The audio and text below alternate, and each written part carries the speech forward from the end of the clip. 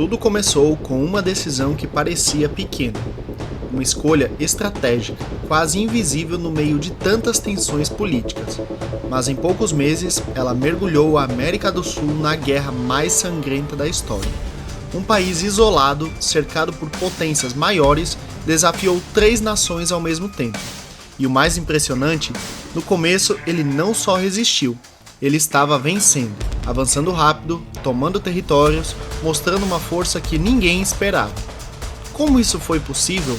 Como um país tão pequeno conseguiu enfrentar 3 ao mesmo tempo?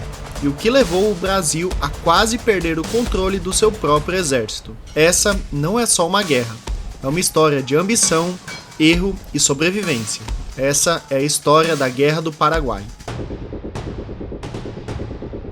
Para entender essa guerra, você precisa voltar no tempo, para uma América do Sul completamente diferente da atual. Um continente jovem, cheio de tensões, rivalidades e disputas por poder. No centro de tudo estava o Paraguai. Um país diferente de todos os outros. Fechado, isolado, militarizado. Enquanto seus vizinhos se abriam para o mundo, o Paraguai se fortalecia internamente. Investia no exército, controlava sua economia e evitava depender de outras nações. E no comando estava Francisco Solano Lopes, um líder ambicioso, determinado e convencido de que o destino do Paraguai era crescer. Para ele havia apenas 2 opções: expandir ou ser esmagado pelos vizinhos. Do outro lado, o Brasil, um império gigantesco governado por Dom Pedro II, uma das maiores potências da América do Sul na época. Mas havia um problema.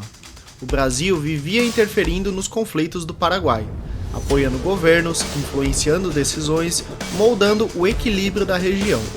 E isso acendeu um alerta no Paraguai, porque para Lopes aquilo não era política, era uma ameaça. Em 1864, o Brasil invade o Paraguai, uma intervenção que para o Império era estratégica, mas para o Paraguai era um sinal claro. O equilíbrio de poder estava mudando, e rápido. Para Francisco Solano Lopes, isso era inaceitável. Ele acreditava que se não agisse agora, seria tarde demais depois. E então ele toma uma decisão ousada. Uma decisão que mudaria a história do continente. Ele captura o navio brasileiro, um ato direto, provocador e sem volta. Era uma declaração de guerra, mas não parou por aí. Para atacar o Brasil de forma eficiente, ele precisava atravessar o território argentino, só que a Argentina recusou. E naquele momento, Lopes poderia ter recuado, poderia ter evitado o pior. Mas ele fez o impensável. Ele invadiu a Argentina também. E em questão de dias, o que era um conflito regional se transformou em uma guerra continental. Agora, ele não tinha só um inimigo, ele tinha 3. Diante da ameaça, Brasil, Argentina e Uruguai fizeram algo inevitável. Eles se uniram. Diferenças políticas são deixadas de lado, rivalidades são ignoradas, porque havia algo maior em jogo. Nascia ali a Tríplice Aliança, um acordo militar com um objetivo bem claro: derrotar o Paraguai e derrubar o governo de Lopes. Na teoria, parecia algo simples. 3 países contra um só. Uma vitória rápida, quase inevitável. Mas a guerra não segue teorias, e o que parecia uma campanha fácil, rapidamente virou um pesadelo, porque o Paraguai não era um inimigo comum. Ele era disciplinado, organizado e pronto para lutar até o fim. No começo da guerra, o Paraguai surpreende o continente. Seu exército era eficiente, treinado com rigor e extremamente motivado. Cada soldado sabia o que estava defendendo e lutava com intensidade. E acima de tudo, eles estavam preparados. Enquanto isso, o Brasil infelizmente não estava. O Império poderia até ter tamanho, mas ele não tinha o que era necessário: organização. Faltava comando, faltava planejamento e faltava principalmente estrutura. Os soldados eram mal treinados, os oficiais eram despreparados e a logística era completamente caótica. Comunicação falha, suprimentos atrasados, estratégias inexistentes, e o resultado foi imediato: derrotas, confusão e avanço rápido das tropas paraguaias. cidades sendo tomadas, territórios sendo invadidos e pela primeira vez parecia que o Brasil poderia perder.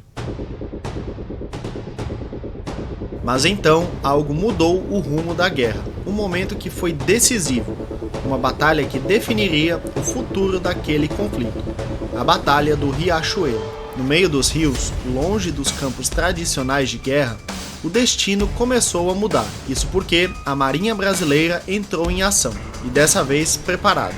O confronto foi intenso, navios colidindo, canhões disparando sem parar, o caos estava dominando aquelas águas. Mas no final de tudo, o Brasil se consagra como vencedor. E não foi só uma vitória, foi uma virada estratégica. Porque ali, o Brasil conquistou o controle dos rios. E isso mudou tudo naquela situação. Isso porque, sem acesso livre pelos rios, o Paraguai perdeu facilmente a sua mobilidade. Perdeu também a sua velocidade. E a guerra então começou a virar. Mesmo com essa vitória, o problema continuava. O exército brasileiro ainda era um desastre. Faltava organização, faltava liderança, faltava direção. Comandantes eram totalmente sem experiência. Com isso, eles ordenavam ordens confusas e tomavam decisões erradas o tempo todo. E além disso, existia um inimigo invisível que começava a atacar aos poucos: as doenças. Febres, infecções, condições precárias, soldados morriam o tempo todo, sem nem entrar em batalha. A guerra se arrastava, sem avanço claro, sem estratégia definida. Era como se o Brasil estivesse lutando contra o Paraguai e, ao mesmo tempo, contra si mesmo. A situação chegou a um nível crítico. O Império estava pressionado. A guerra consumia recursos, tempo e vidas. E nada parecia resolver. Era preciso uma mudança. Não uma pequena, não uma gradual. Uma mudança radical. O Império precisava de alguém que colocasse ordem no caos, que reorganizasse o exército, que impusesse disciplina e que transformasse desorganização em estratégia. Alguém experiente, respeitado e implacável. E foi então que um nome começou a surgir, um comandante conhecido por sua disciplina, por sua estratégia e por sua autoridade absoluta. Duque de Caxias, um homem capaz de transformar soldados desorganizados em uma força eficiente, de transformar o caos em controle, de transformar derrota em possibilidade de vitória. Sua chegada mudaria completamente o rumo daquela guerra. Mas a pergunta é: como ele conseguiu fazer isso?